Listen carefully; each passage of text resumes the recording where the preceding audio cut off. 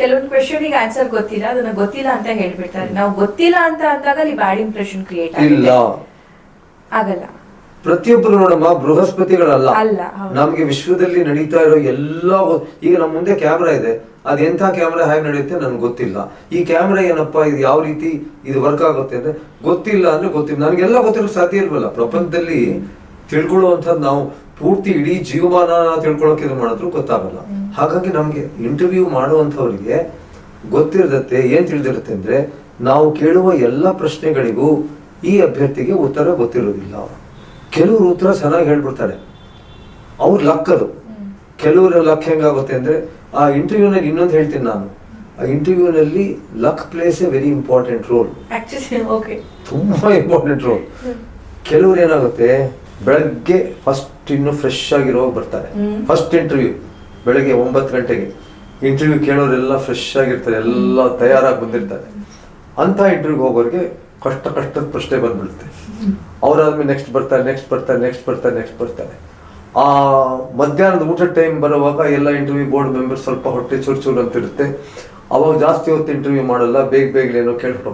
ಹಾಗೆ ನೀವು ಯಾವ ಟೈಮ್ಗೆ ಇಂಟರ್ವ್ಯೂ ಹೋಗ್ತೀರಾ ಅನ್ನೋದು ಇಂಪಾರ್ಟೆಂಟ್ ಆಗುತ್ತೆ. ಇನ್ನೊಂದೆಲ್ಲ ಊಟ ಮಾಡ್ಕೊಂಡು ಮಧ್ಯಾಹ್ನ ಬರ್ತಾರಲ್ಲ 2 ಗಂಟೆ ಟೈಮ್, ಎಲ್ಲರೂ ಊಟ ಮಾಡಿರ್ತಾರೆ, ಸ್ವಲ್ಪ ಲೆಥಾರ್ಜಿಕ್ ಆಗಿರ್ತಾರೆ. ಆವಾಗ ಸ್ವಲ್ಪ ಪ್ರಶ್ನೆಗಳು ಸ್ವಲ್ಪ ಈಸಿ ಬಂದ್ಬಿಡುತ್ತೆ. ಕಡೆ ಇನ್ನೇನು ಮುಗಿಯತ್ತಲ್ಲ, 5:30-6 ಗಂಟೆಗೆ ಇನ್ನೇನು ಮುಗೀತ, ಸದ್ಯ ಇನ್ನೇನು ಮುಗೀತಲ್ಲಪ್ಪ, ಬೇಗ ಮುಗಿಸಿ ಹೋಗೋಣ ಅಂತ ಆತ. ಅದು ಇಂಟರ್ವ್ಯೂ ಬಿಕಾಸ್ ಇಂಟರ್ವ್ಯೂ ಮಾಡೋರು ಯಾರು ಮನುಷ್ಯರು ತಾನೆ, ಅವರೇನು ರೋಬೋಗಳಲ್ವಲ್ಲ. ಹಾಗಾಗಿ ನೀವು ಯಾವ ಟೈಮ್ ಇಂಟರ್ವ್ಯೂ ಹೋಗ್ತೀರಿ ಅದು ಬರುತ್ತೆ. ಎರಡನೇದು, ನೀವು ನರ್ವಸ್ ಆಗ್ಬಿಟ್ರೆ ಪ್ರಶ್ನೆಗಳಿಗೆ ಉತ್ತರ ಬರಲ್ಲ. ನಾನು ತುಂಬಾ ಜನ ನೋಡಿದ್ದೀನಿ, ಇಂಟರ್ವ್ಯೂ ಬೋರ್ಡ್ ಬಂದ ತಕ್ಷಣ ಉತ್ತರಗಳು ಗೊತ್ತಿರುತ್ತೆ, ಹೆದರಿಕೆಯಿಂದ ಉತ್ತರ ಕೊಡಲ್ಲ, ಬೆವರ್ತಾ ಹೋಗ್ತಾರೆ. ಎದುರುಗಡೆ ನೀರಿಟ್ಟಿರ್ತೀವಿ, ನೀರು ಕುಡಿತಾರೆ, 1 ಗ್ಲಾಸ್ ಕುಡಿತಾರೆ, 2 ಗ್ಲಾಸ್ ಕುಡಿತಾರೆ. ಆದ್ರೂ ನಾನು ಇಂಟರ್ವ್ಯೂ ಹೋದ ನಡುತ್ತಾ ಕೈಯಲ್ಲಿ ನಾವ್ ಯಾರು ಅವ್ರು ಹೆದರ್ಕೋತಾರೆ. ಇಂಟರ್ವ್ಯೂ ಬೋರ್ಡ್ ಒಂದೇನಂದ್ರೆ, ಇಂಟರ್ವ್ಯೂ ಬೋರ್ಡ್ ನಲ್ಲಿ ಬರೋರು ಯಾರು ಹೆದರ್ಸಲ್ಲ, ಅವರೆಲ್ಲ ಚಿಕ್ಕವರು ಅಂತ ಹೇಳಿ ನಮ್ಮ ತಮ್ಮಂದಿರು ತಂಗಿಯರು ಅನ್ನೋ ಭಾವನೆಯಿಂದಾನೇ. ಕೆಲವರೆಲ್ಲ ನಮ್ಮ ಮಕ್ಕಳ ವಯಸ್ಸವರು, ನಮ್ಮ ಮಕ್ಕಳ ವಯಸ್ಸಲ್ಲೇ ನೋಡ್ತೀವಿ, ಹೆದರಿಕೆ ಮಾಡೋದಂತದ್ದು ಇಲ್ವೇ ಇಲ್ಲ. ಅವ್ರು ಮೊದಲು ಆ ರೀತಿ ಹೆದರ್ಕೊಂಡ್ಬಿಡ್ತಾರ.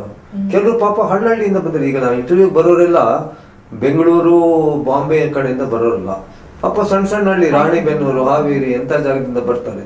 ಸಡನ್ಲಿ ಡೆಲ್ಲಿ ನೋಡ್ದೇನೆ ಅವ್ರು ಯಾವ್ದೋ ಒಂದು ದೊಡ್ಡ ಇದಕ್ಕೆ ಬಂದಂಗೆ ಅಂತ ಜಾಗಕ್ಕೆ ಬಂದು UPSC ಬಂದ ತಕ್ಷಣ ಬೇರೆ ಎಲ್ಲ ಇಂಥವ್ರು ನೋಡಿರ್ತಾರೆ. ನನ್ನ ಜೊತೆ ಬಂದವ್ರು ಇಂಥವ್ರು ಬರ್ತಾರೆ ಕಾಂಪಿಟೇಷನ್ಗೆ, ನಾನೇನು ಮಾಡ್ತೀನಿ. ಕೆಲವ್ರಿಗೆ ಕೀಳರಿಮೆ ಬಂದಿರುತ್ತೆ ಪಾಪ. ಅವ್ರಿಗೆಲ್ಲ ನೋಡಿ ಇಂಟರ್ವ್ಯೂ ಬೋರ್ಡ್ ಅಲ್ಲಿ at A time 5 board 6 board ನಡೆಯುತ್ತೆ. ಬೆಳಗ್ಗಿನ ಜಾವಕ್ಕೆ 30-40 ಜನ ಅಲ್ಲಿ ಇರ್ತಾರೆ. ಒಬ್ಬೊಬ್ರು ಒಂಥರ, ಕೆಲವರೆಲ್ಲ ಡೆಲ್ಲಿ ಸೇಂಟ್ ಸ್ಟೀಫನ್ಸ್ ಕಾಲೇಜಿಂದ ಬಂದಿರ್ತಾರೆ, ಕೆಲವರು ಯಾವ್ದೋ ನಮ್ಮ ಮಲ್ಲೇಶ್ವರ ಸರ್ಕಾರಿ ಪ್ರೌಢಶಾಲೆ ಬಂದಿರ್ತಾರೆ.